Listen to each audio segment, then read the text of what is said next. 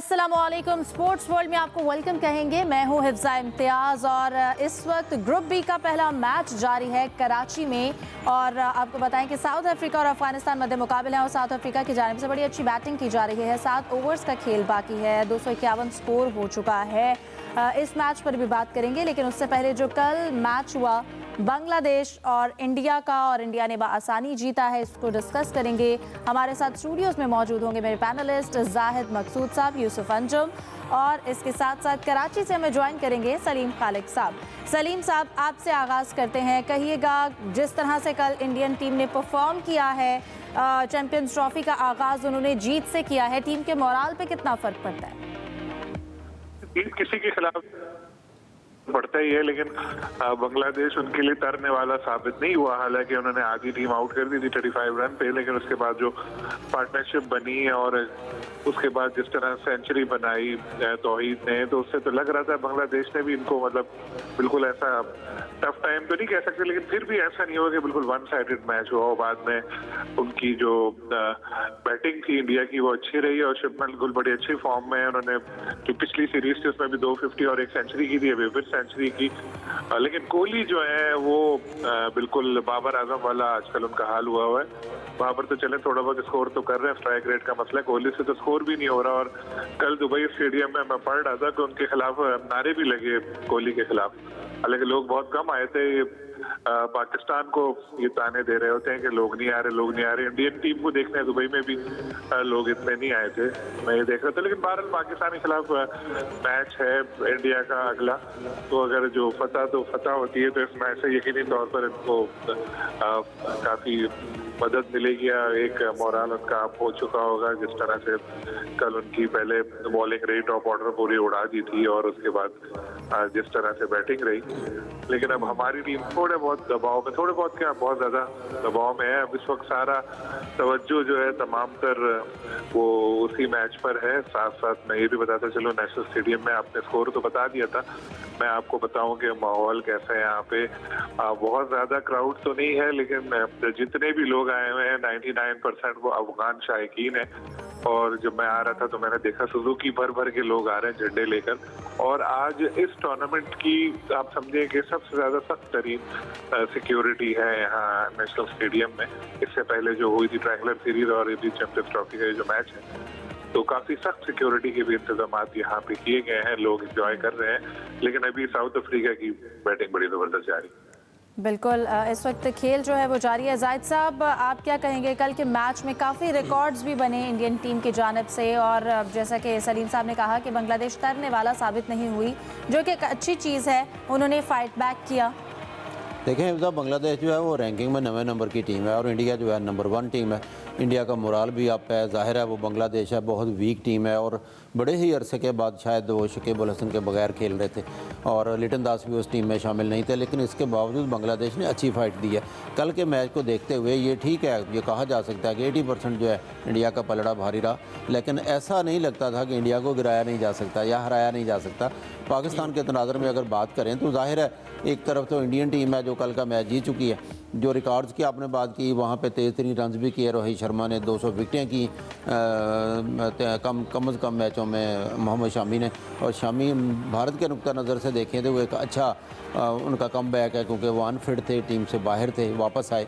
और कल जो है इंडिया के फास्ट बॉलर्स ने ही 8 विकेटें ले ली, फिर 2 उनके स्पिनर ने ली थी। आपको याद होगा कल भी हम जिक्र कर रहे थे, इंडिया की फील्डिंग ने मुतासर नहीं किया। उन्होंने 2 या 3 जो है आसान कैच या कैच जो हो सकते थे वो भी किए, मिस फील्डिंग भी की इंडियन टीम ने, और बांग्लादेश ने अच्छी फाइट दी है।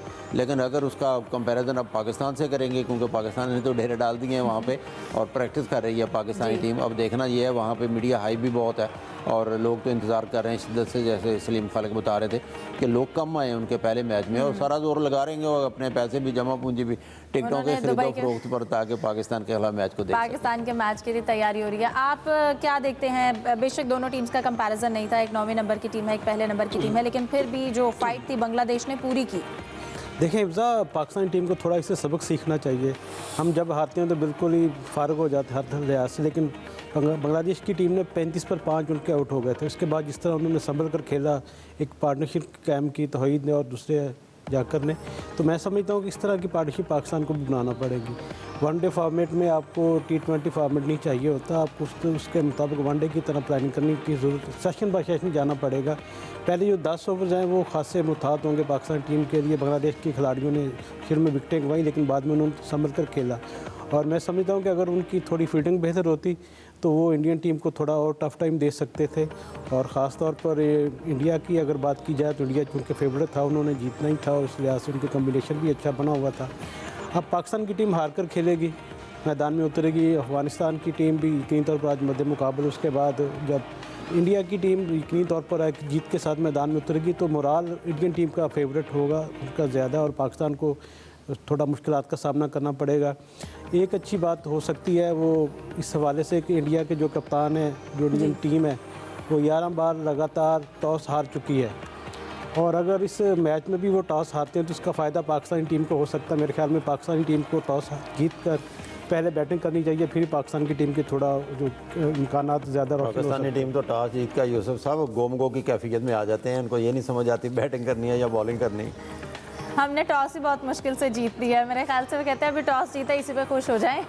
हमें टॉस जीत के भी कुछ समझ नहीं आती है कि हम बैटिंग पहले करें या बाद में फील्डिंग करें। लेकिन सलीम साहब, अब इस वक्त पाकिस्तानी जो टीम है वो दुबई पहुंच चुकी है, फिर हारिस रऊफ की जानिब से गुफ्तगू की गई कि मैं मुकम्मल फिट हूँ, 10 ओवर्स पूरे करवाए हैं। अब आप क्या कहेंगे उनकी गुफ्तगू पर, और पाकिस्तान अब जिस तरह प्रैक्टिस कर रही है वहाँ पर? पहले तो वो टॉस वाली जो बात हो रही थी, असल में होता ये है कि टॉस जीत कर आप बैटिंग करें और जीत जाएं तो कुछ नहीं है, लेकिन अगर कोई टीम हार जाए ना तो पहला मलबा इसी बात पे गिरता है कि भाई इसने टॉस जीतकर पहले बैटिंग क्यों की या बॉलिंग क्यों की, इस वजह से हार गए। तो पाकिस्तानी तो बेचारे कप्तान वगैरह तो वैसे ही घबरा जाते हैं। देखिए बात हारिस की जो आपने पूछा, तो फिट तो हैं, खेल तो रहे हैं, लेकिन बात यह है कि टीम को जितवाएं, ऐसा परफॉर्म करेंगे, देखेंगे, लोग बोलेंगे यार ये हारिस की बॉलिंग है। लेकिन यहाँ मैं आपको एक बात बताऊं, सबसे पहले हम आते हैं जो ट्रायंगुलर सीरीज है पाकिस्तान और न्यूजीलैंड का जो मैच था, आखिरी 10 ओवर में हमारे जो बॉलर्स हैं उन्होंने 123 रन दिए, 1 विकेट ली। साउथ अफ्रीका के खिलाफ मैच में 110 रन दिए, 1 विकेट ली। न्यूजीलैंड से चैंपियंस ट्रॉफी के मैच में 113 रन दिए, 1 विकेट ली। तो ये डेथ ओवर में हमारी बॉलिंग की एक दहशत होती थी, वो बिल्कुल अब खत्म हो चुकी है। तो ये हारिस, नसीम, शाहीन बैट्समैन तो सॉफ्ट टारगेट है। हम बाबर को बुरा कह रहे हैं, रिजवान को कह रहे हैं, सबको कह रहे हैं, उनसे भी तो पूछो जो 320 रन बनवा रहे हैं भाई। तो ये एक चीज है, ये डेथ ओवर में ना हमें यॉर्कर्स नजर आ रही है, ना हमें कोई ऐसी और वेरिएशन नजर, कोई वैरायटीज नजर आ रही है, और बना बना के गेंदे देते हैं, पिटते रहते हैं। बिल्कुल, इससे जो इन्होंने हारिस ने कहा है इतना नजर नहीं आता। आपने कहा कि मैं फिट हूँ, मैंने 10 ओवर्स करवाए, लेकिन क्या 10 ओवर्स में पता चल रहा है कि आपने वो अच्छे से करवाए हैं? सबसे महंगे हमारे लिए वो बॉलर साबित हुए, उन्होंने 83 रन दिए थे। बिल्कुल, और अब वो कह रहे हैं कि इंडिया के खिलाफ कोई प्रेशर नहीं होगा, सब प्लेयर रिलैक्स है। मेरे ख्याल है तो अपने आप को इन्होंने दबाव से निकालने के लिए बात की है कि कोई ऐसा नहीं होगा, क्योंकि सबको पता है कि इंडिया के खिलाफ मैच में वैसे ही बहुत ज्यादा प्रेशर होता है, और जब आप एक मैच हारे हुए हो इतनी बुरी तरह अपने मुल्क में, तो उसके बाद तो ये डबल प्रेशर हो जाता है। इस वक्त अपनी टीम मैनेजमेंट का काम है कि वो किस तरह प्लेयर्स को संभालती है और उनके हौसले बढ़ाती है, क्योंकि बहुत इंपॉर्टेंट मैच है। अल्लाह करे पाकिस्तान जीते, लेकिन खुदा ना खास्ता अगर नतीजा अच्छा नहीं आया तो फिर ये चैंपियंस ट्रॉफी पाकिस्तान के लिए बिल्कुल, यहाँ पर भी जो बाकी मैच होंगे उनमें लोग इंटरेस्ट खो बैठेंगे, क्योंकि अभी भी लोग काफी मायूस हैं। लेकिन मुझे अभी भी टीम से उम्मीद है कि कुछ अच्छा कर सकती है। मुझे ये लगता है कि इंडिया के खिलाफ वैसे ही एक्स्ट्रा जज्बा आ जाता है, तो क्या पता बाबर एक 100 से प्लस स्ट्राइक रेट से सेंचुरी फिर वही बात आ जाती है कि पाकिस्तानी टीम अनप्रेडिक्टेबल है, कुछ भी कर सकती है। बात दुआओं पे आ जाती है, और फिर उम्मीद हमेशा क्रिकेट फैंस जो हैं वो लगा लेते हैं, क्योंकि क्रिकेट लवर्स हैं, पैशनेट है क्रिकेट को लेकर। जाहिद साहब, टीम इस वक्त दुबई में मौजूद है, और यकीनन सबको इंतजार था हाई वोल्टेज टाकरे का इंडिया से जो होने जा रहा है। इमामुल हक पहुंच गए हैं डोमेस्टिक में अच्छी इनिंग्स खेलने के बाद, तो इंडिया का हाई मोराल है जीत के बाद। पाकिस्तान एक बुरी शिकस्त के बाद जा रहा है, तो कैसा मुकाबला एक्सपेक्ट कर रहे हैं? देखिए, इमाम का तो पहले भी नाम लिया जा रहा था कि उसके साथ ज्यादती की जा रही है, उसको टीम में होना चाहिए। रेगुलर जो है ओपनर जो है वो टीम की ज़रूरत है, उसको नहीं लिया गया था। और अभी डोमेस्टिक खेल रहे थे, बड़ा अच्छा स्कोर करके सेंचुरी करके वो टीम में वापस आए हैं, वहाँ भी चले गए हैं। अब यकीनी तौर पर इमामुल हक भी अब प्रेशर में हो गए, क्योंकि अभी तक तो लगता ही है कि यकीनी है उनका खेलना और इनके पास दूसरा ओपनर ही नहीं है। अगर वो स्कोर कर जाएँ तो अच्छा है, स्कोर ना कर सके तो ज़ाहिर है तनकीद होगी कि देखें ये इमामुल हक था जिसको टीम में शामिल कर दिया गया। और जहाँ तक ओवरऑल हारिस रऊफ़ की या मोराल की बात है तो ऑन पेपर देखें या रिकॉर्ड्स देखें, हर हवाले से इंडियन टीम बेहतर दिखाई देती है। लेकिन माजी में अगर देखा जाए तो दोनों टीमें जो है अपने अपने पोटेंशियल से बढ़कर जोर लगाते हैं। प्लेयर बड़े ही संजीदा होते हैं, जीत के लिए खेलते हैं। मुझे तो बहुत पुरानी एक सीरीज़ याद है जब मैं भी टीम के साथ था 2005 में, जो सरफराज नवाज़ और बहुत से क्रिकेटर ने कहा था कि वीक 3 पाकिस्तान की बॉलिंग जो है वो इंडिया में गई है, लेकिन वहाँ राणा नवीदुल हसन काबू में नहीं आ रहे थे। उन्होंने शानदार बॉलिंग की थी जिसमें अपने 100वें टेस्ट में इंतजामुल हक ने सेंचुरी भी बेंगलोर में की थी। इसलिए जज्बा डिफरेंट होता है। लेकिन इस वक्त पाकिस्तानी टीम जो है कहना चाहिए हर शोबे में जो है और डीमोरलाइज भी है, बॉडी लैंग्वेज भी इतनी अच्छी ना कप्तान की प्रेस कॉन्फ्रेंस में होती है ना प्लेयर्स में होती है। अल्लाह करे टीम कम बैक करे, जैसे हारिस रऊफ़ ने कहा है कि फिर टीम अच्छा भी खेले। लेकिन ज़ाहिर है साइम की और फ़ख्र के जो 2 झटके लगे हैं पाकिस्तानी टीम को, उससे शदीद नुकसान पहुंचा पाकिस्तान। यूसुफ साहब, क्योंकि इमामुल हक चले गए हैं टीम में, फिर हमने ड्रेसिंग रूम के मनाजिर भी देखे। फ़ख्र जो है वो काफ़ी रोए, इमोशनल हैं कि वो चैम्पियंस ट्रॉफी से बाहर हो गए हैं। लेकिन उसके अलावा टीम भी पुरजोश है, शायकीन क्रिकेट भी पुरजोश है। लेकिन जिन फैंस ने दुबई में आना है, टिकट्स का बड़ा मसला है। लोग बड़ी कोशिशों में है किसी तरह ब्लैक में जैसे तैसे बस टिकट मिल जाए। तो टिकट्स का इशू जो है उसकी क्या अपडेट है? देखें हिफ्ज़ा, टिकट्स का इतना इशू नहीं जितना ज़्यादा इशू वीज़ों का है, क्योंकि अक्सर शायकीन ये अप्लाई कर चुके हैं वीज़ों के लिए, लेकिन बाद की रिजेक्शन भी आना शुरू हो गई हैं। और पाकिस्तान क्रिकेट बोर्ड ने जो मीडिया के लोग हैं उनके लिए खसूसी तौर पर चेयरमैन पीसीबी के दस्तखत के साथ एक लेटर लिखा हुआ है प्रेस क्रिकेट बोर्ड को कि वो वीज़ों को यकीनी बनाए। और उसके लिए कई खिलाड़ी जो मीडिया के लोग उनकी भी रिजेक्शन हो चुकी है। तो वीज़ों का ज़्यादा इशू है। टिकट्स तो जिन्होंने लेने थे वो ले चुके हैं, जो ब्लैक में लेना चाहते हैं। मेरा नहीं ख्याल कि पाकिस्तान के जो ज़्यादातर जो शायकीन होंगे वो टिकट कोई ब्लैक में लेंगे। ये इंडिया में ज़्यादातर रवायत है कि वो पहले से टिकट अपने बुक करवा लेते हैं, बाद में वो ब्लैक करके उसको फ़रोख्त करते हैं।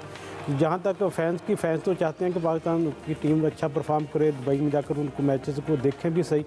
लेकिन आपको पता है कि पाकिस्तान की टीम या आसमान पर होती है या ज़मीन पर होती है।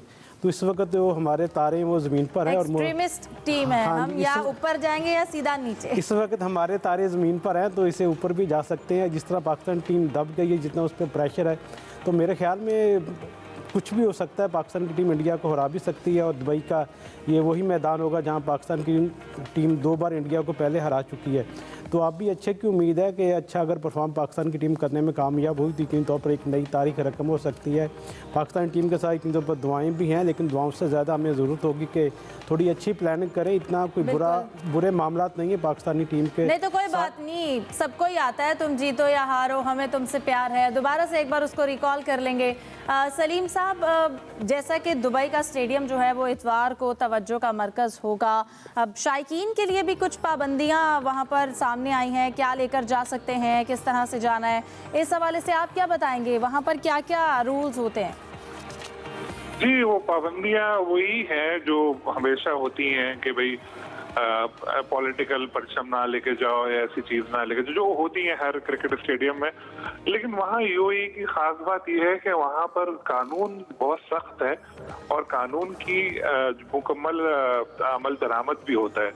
वहाँ पर आप अपना मोबाइल फोन रोड पर छोड़ के चले जाएं, 2 घंटे बाद भी आपको वहीं मिलेगा, कोई उठा के लेके नहीं जाएगा। वहाँ बहुत जबरदस्त लॉ एंड ऑर्डर की सिचुएशन है। जब मैच होता है तो आपको आम पुलिस वाले नजर नहीं आ रहे होते हैं वहाँ पे कि बड़ी बड़ी गाड़ियां खड़ी हैं, गन लेके लोग खड़े हैं, कुछ ऐसा मंजर नहीं होता।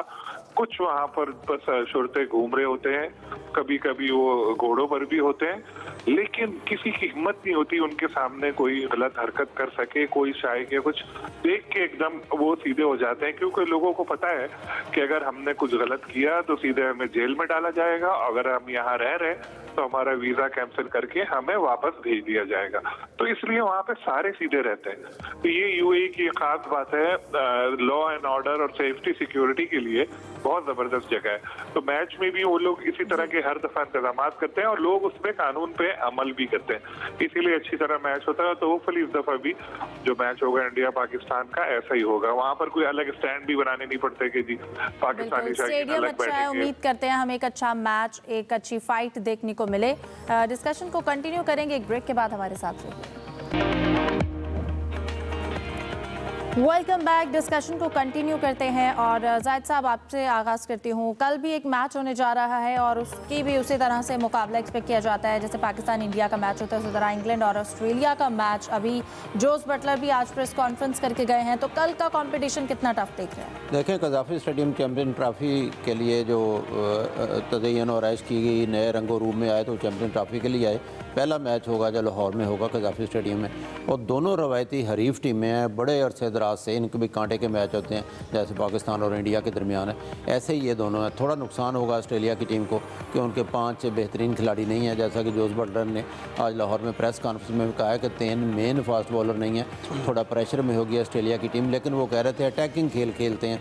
मेरे नज़दीक ऑस्ट्रेलिया की बैटिंग बहुत मजबूत है, उनकी बॉलिंग को ज़रूर फ़र्क पड़ा है, क्योंकि जोश हेज़लवुड नहीं है, मिचेल स्टार्क नहीं है, पैट कमिंस नहीं है, 2 ऑलराउंडर भी नहीं है। लेकिन ओवरऑल देखा जाए बैटिंग ऑस्ट्रेलिया की काफ़ी मजबूत है। ट्रेविस हेड उनके पास हैं, स्मिथ उनके पास हैं, लबुशेन उनके पास हैं, और ख़ास तौर पर इंग्लैंड मैक्सवेल भी हैं। लेकिन इंग्लैंड की टीम जो है थोड़ी बैलेंस दिखाई देती है फिलहाल, लेकिन क्योंकि इंडिया में इतनी अच्छी परफॉर्मेंस नहीं दिखा सकी, होम ग्राउंड में इंडिया को हराना मुश्किल होता है।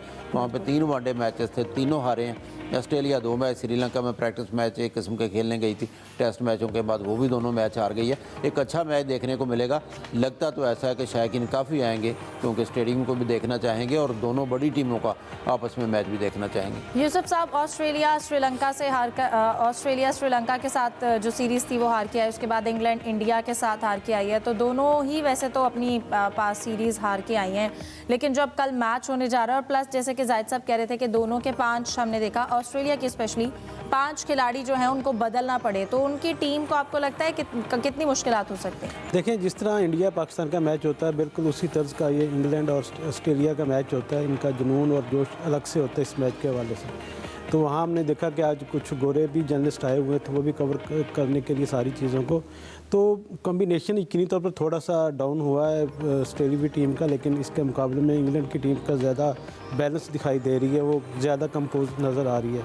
आज जिस तरह प्रेस कॉन्फ्रेंस में जोस बटलर ने भी कहा कि हम नई सीरीज़ जीतना चाहते हैं, नया आगाज़ चाहते हैं, जो माजी में हुआ वो अलग कहानी होगी, लेकिन हम नया सफ़र करना चाहते हैं ICC चैम्पियन ट्रॉफी में। ऑस्ट्रेलिया और इंग्लैंड के दरमियान मैच यकीनी तौर पर खासा कांटेदार होगा, आसान मैच नहीं होगा, और जो टीम टॉस जीतेगी मेरे ख्याल में उसको ज़्यादा एडवांटेज मिल सकता है, क्योंकि जो विकेट है वो बैटिंग पैराडाइज विकेट है। लाहौर में चूँकि मौसम आजकल थोड़ा सा बारिशें वगैरह हो रही हैं, लेकिन अब बारिशें बिल्कुल नहीं हो रही 2 दिनों में। 2 दिन के वक्फे के बाद दोबारा एक स्पेल उसके बारे में कहा गया कि यहाँ पे हो सकता है। तो उस हवाले से लाहौर ICC चैम्पियन ट्रॉफी के पहले मैच के लिए बिल्कुल तैयार है। अभी मैं थोड़ी देर पहले स्टेडियम से होके आ रहा हूँ, तमाम इंतजाम मुकम्मल थे। प्रेस कॉन्फ्रेंस में भी थे, कैसी बॉडी लैंग्वेज? ये बॉडी लैंग्वेज उनकी ज़बरदस्त लग रही थी, क्योंकि इंडिया से इतनी तो वो हारे हैं, लेकिन अब वो हारना नहीं चाहते ऑस्ट्रेलिया के साथ। और ये वही कंपटीशन है जिस तरह आपको पहले बताया इंडिया पाकिस्तान का होता है कि नया जज्बा होता है, नया जुनून होता है। जो कल ऐसा जुनून हमें वहाँ कज़ाफ़ी स्टेडियम में भी इंडिया पाकिस्तान मैच से पहले देखने को मिलेगा। कोशिश यही होनी चाहिए कि जो है वो जीतते ही मैच। सलीम साहब, जोस बटलर की प्रेस कॉन्फ्रेंस में वो काफ़ी पुरएतमाद दिखाई दी। अभी ऑस्ट्रेलिया प्रैक्टिस करी है, इसके बाद उनके कप्तान भी प्रेस कॉन्फ्रेंस करेंगे। आपको क्या लगता है कितना टफ कंपटीशन होगा या किसका पलड़ा भारी लगता है? जी बिल्कुल, बटलर ने जो बात बोली बड़ी इंटरेस्टिंग बात उन्होंने कही कि हम PSL क्योंकि खेलते रहे इंग्लैंड के काफी क्रिकेटर समेत, तो उनका कि PSL का जो तजुर्बा है हमारा जो प्लेयर्स का, उससे फायदा उठाएंगे, पिचेस वगैरह का उनको आइडिया है। और दोनों टीमें बड़ी तगड़ी हैं, दोनों टीमें हमेशा, जैसे अभी यूसुफ साहब कह रहे थे कि इंडिया पाकिस्तान जैसी राइवलरी उनकी है बहुत पुरानी, तो मैच तो होना है बड़ा कांटे का। पहले जो इससे हार के आ रहा है वो उससे हार के आ रहा है, उससे अब कोई फर्क नहीं पड़ता। और ये भी एक और इंटरेस्टिंग बात बता, अभी अफगान क्रिकेटर ने एक धक्का दिया है साउथ अफ्रीका के जो बॉलर हैं, उन्होंने साउथ अफ्रीका के बैटर को, अफगान बॉलर ने एक धक्का दिया है। इससे कल कोई ना कोई इनके ऊपर जुर्माना होगा, क्योंकि आप इस शो के लिए मुझे वहाँ से मीडिया बॉक्स से उठ के आना पड़ता है यहाँ पे लाउंज में, तो मैंने भी टेलीविजन पे देखा तो नाम वगैरह मैं मिस कर गया, लेकिन ये आएगी जरूर कोई ना कोई इसमें स्टोरी। अफगान जो क्रिकेटर्स उनकी एग्रेशन तो पता ही है आपको, ना सिर्फ क्रिकेटर बढ़ के शायकीन की भी तो इस तरह के मामला होते रहते हैं। अब कल जो मैच होना है लाहौर का सारा मेला अब लाहौर मुंतकिल हो जाएगा लेकिन असल जो मैच होना है वो तो इतवार को है दुबई में। आप अभी लाहौर के वेदर का पूछ रही थी यूसुफ साहब से, बल्कि आप लोग तो वही हैं, आपको तो पता ही होगा कि कैसा वेदर है। लेकिन मैं आपको इंटरेस्टिंग बात बताऊं कि संडे को दुबई में भी बारिश की पेश गोई है पाकिस्तान और इंडिया के मैच के दौरान भी। ऐसा तो नहीं पाकिस्तान अगर हार रहा हुआ तो हम कहेंगे अल्लाह बारिश हो जाए। ये तो वही बात थी कि उस मैच में बारिश हो जाए, एक टीम की गाड़ी का टायर पंचर हो जाए, वो लेट हो जाए, टाइम आउट हो जाए, बस इस तरह करके हम लोग फिर पहुंच सकते हैं। सलीम साहब, जाहिद साहब पूछ रहे हैं आप कब जा रहे हैं मैच देखने? मैं इंशाल्लाह कल सुबह रवानगी है मेरी, तो होपफुली मैच हो, मैच होना चाहिए और एंजॉय करेंगे आप पाकिस्तान इंडिया का मैच, तो ज़रा ज़्यादा अच्छे से हम जान पाएंगे वहाँ पे क्राउड का एनर्जी कैसी थी। जाहिद साहब, इसके साथ साथ एक थोड़ा सा हटके टॉपिक है, अगर हम उसे टच कर लें तब तक हमारे सामने जो है वो क्लियर हो जाएगा साउथ अफ्रीका का मैच, तो फिर हम एक बार उनको डिस्कस करेंगे। पेशावर में जो अरबाब नियाज़ स्टेडियम है, हमने कुछ पहले भी प्रोग्राम में जिक्र किया था उसकी तज़यीन और आराइश का, साथ साथ उसका नाम तब्दील करने के हवाले से भी बातें हो रही हैं, तो इसके हवाले से क्या बताएंगे आप? देखें, अरबाब नियाज़ स्टेडियम काफ़ी तारीखी, काफ़ी पुराना स्टेडियम है। शाही बाग स्टेडियम पहले इसका नाम होता था, और फिर अरबाब नियाज़ जो थे वो मिनिस्टर थे ज़िया उल हक़ के दौर में, उनके नाम पर रखा गया था। लेकिन अब मौजूदा जो वज़ीर आला हैं, आपको पता है PTI और नून लीग और आपस में KPK की हुकूमत की, सूबाई हुकूमत की लगती भी है, और ये ख़बरों के मुताबिक जो पेशावर से आई हैं कि वज़ीर आला ने उसकी बाकायदा मंजूरी दे दी है।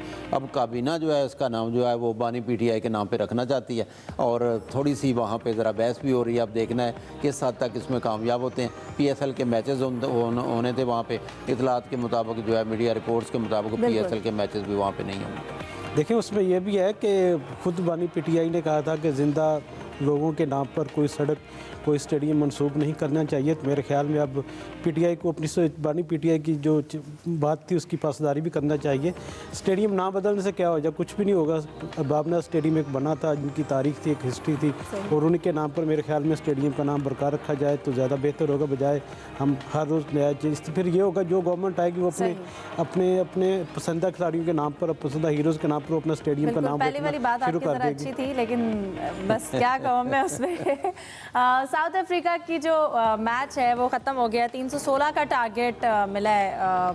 सलीम साहब, आप कहिएगा, आप जिस तरह से आज साउथ अफ्रीका ने बैटिंग की है और अब 316 का टारगेट सामने आया है, क्या लगता है सेकंड इनिंग में कितना मुश्किल होगा? इस वक्त चैंपियंस ट्रॉफी का ये मैच है, ग्रुप B का मैच था जनूबी अफ्रीका और अफगानिस्तान का, और जीत के लिए 316 रन्स का टारगेट सामने आया है। और अगर हम स्कोर कार्ड पर नज़र डालें तो एडन मार्करम की जानिब से 52 रन्स बनाए गए हैं। इसके साथ साथ रियान रिकिल्टन, उन्होंने 103 रन्स बनाए हैं, और जॉर्जी की जानिब से सिर्फ 11 रन्स बनाए गए। कैप्टन टिम बाबावूमा, उन्होंने आज 58 रन्स बनाए हैं। वेंडी ड्यूसन ने 52 रन्स बनाए हैं। एडन मार्करम नॉट आउट रहे और उन्होंने भी 52 रन स्कोर किए। डेविड मिलर 14 रन्स बनाए और आउट हो गए, जिसके साथ साथ मार्को जेनसन 0 पर थे, और मोल्डर जो हैं वो भी नॉट आउट रहे और 12 रन्स उन्होंने स्कोर किए हैं। इस जो मैच रहा साउथ अफ्रीका की बैटिंग, और अब सेकंड इनिंग्स में क्या सूरत हाल होगी, इस पर बात करेंगे ब्रेक के बाद। हमारे साथ रहिए। Welcome back. साबिक कप्तान आमिर सुहेल साहब ने भी हमें ज्वाइन किया है, उनको वेलकम कहेंगे। अस्सलाम वालेकुम आमिर साहब, कैसे हैं आप? जी वालेकुम अस्सलाम, बिल्कुल ठीक। आमिर साहब, कहिएगा, अभी अफगानिस्तान का और साउथ अफ्रीका का मैच जारी था। साउथ अफ्रीका ने कमाल बैटिंग करते हुए 316 का टारगेट दिया है। इस पिच को कैसे देख रहे हैं, क्या अफगानिस्तान चेस कर पाएगा? देखिए, पिच के जो नजर आ रही थी उससे तो लग रहा था कि ये बॉलर्स के लिए कुछ करेगी, लेकिन साउथ अफ्रीकन ने बैटिंग इतनी जबरदस्त की है कि उन्होंने पिच को इक्वेशन में से निकाल दिया। और एक जो चीज जो बड़ी वो एविडेंट होती जा रही है हर मैच के बाद, कि जो टीमें भी अच्छा खेल रही हैं और जीत रही हैं, उनके ऊपर सेंचुरियां कर रहे हैं। और सेंचुरियों में जो खास चीज़ है कि उनका जो स्ट्राइक रेट है वो 100 से कम है। और हम पाकिस्तान में जो है, हमें पता नहीं क्या मुसीबत पड़ गई हुई है स्ट्राइक रेट की, कि हमने अपने क्रिकेट को इतना पीछे कर दिया। आमिर साहब, अब हम बात कर रहे थे, एक छोटा सा कमेंट ये भी कीजिएगा कि अभी जो पाकिस्तान के साथ मैच होगा इंडिया का, आप उस मैच के कैसे देख रहे हैं? कितना टफ हो सकता है पाकिस्तान के लिए? देखिए, टफ तो होगा, लेकिन उसमें ये है कि आपको सबसे पहले तो डर निकालना है। मैं तो समझता हूँ कि अगर आप काफ़ी अर्से से इंडिया से नहीं जीते तो एज ए यूनिट आप कहेंगे यार हम मैच तो हार गए हैं, लेकिन हमने जाके जान मार देनी है ताकि जो फेयर है वो तो सबसाइड हो। जब आप डरेंगे नहीं तो तभी आप अच्छे की उम्मीद कर सकते हैं। बिल्कुल ठीक है, बहुत शुक्रिया आमिर सुहेल साहब आपके वक्त का। सलीम साहब आपकी जानिब आऊँगी, आप मैच देख रहे थे, मौजूद थे वहाँ पर, जिस तरह से साउथ अफ्रीका ने बैटिंग की है, रिकिल्टन ने पहली सेंचुरी बनाई है, क्या रेट करेंगे आप साउथ अफ्रीका की बैटिंग को? बहुत जबरदस्त जी, शुरू से ही इतना अच्छा वो लोग खेल रहे थे कि यही लग रहा था कि 300 से ज्यादा रन बनेंगे। रिकिल्टन ने सेंचुरी की, जैसे बाउमा ने 50 की, हालांकि जैसे आमिर सुहेल साहब कह रहे थे कि स्ट्राइक रेट पे हम लोग बहुत जाते हैं, लेकिन इनका भी स्ट्राइक रेट कम था, लेकिन 12 एक अच्छी इनिंग इन्होंने खेली। 3 50 बनी, एक सेंचुरी, जिसकी वजह से इतना अच्छा एक स्कोर बन गया। और अफगान की बॉलिंग जो है वो काफी ऑन पेपर तगड़ी कहती है, लेकिन इस मैच में इतना खास परफॉर्म कर नहीं पाए। लेकिन अगर आप बैटिंग देखें अफगानिस्तान की, तो 9वें नंबर पर राशिद खान खेलने के लिए आएंगे, जो कि बहुत अच्छा बैटिंग में भी अच्छा परफॉर्म कर चुके हैं पहले। ठीक है जाहिद साहब, आप क्या देखते हैं इस अफगानिस्तान की बैटिंग को? उनके लिए चेस करना कितना आसान या मुश्किल हो सकता है? देखिए माजी में तो हिफ्जा अफगानिस्तान की जो बैटिंग है वो उनके ओपनर्स पे ज़्यादा इन्हिसार करती थी, क्योंकि इब्राहिम जादरान अनफिट होने के बाद टीम में वापस आए हैं। रहमानुल्लाह गोरबाज उनके मेन प्लेयर हैं, लेकिन एक लंबी बैटिंग लाइन है। फिर नबी भी आएंगे, रहमत शाह भी आएंगे, हशमतुल्लाह शाहिदी भी आए। अच्छा स्टैंड अगर ओपनर देने में कामयाब हो गए। और थोड़ी सी तारीफ़ करूँगा अफगान बॉलर्स की, उन्होंने रन ज़रूर दिए हैं, लेकिन आखिरी देखें 5 ओवर में सिर्फ उन्होंने 50 रन दिए। एक मौके पर लगता था कि 350 तक 350 से भी ऊपर कर जाएंगे, लेकिन फिर भी उन्होंने रोक लिया। प्रोग्राम का वक्त खत्म हो गया है। आज के प्रोग्राम से दीजिए इजाज़त। तमाम मेहमानों का शुक्रिया। अल्लाह हाफ़िज़।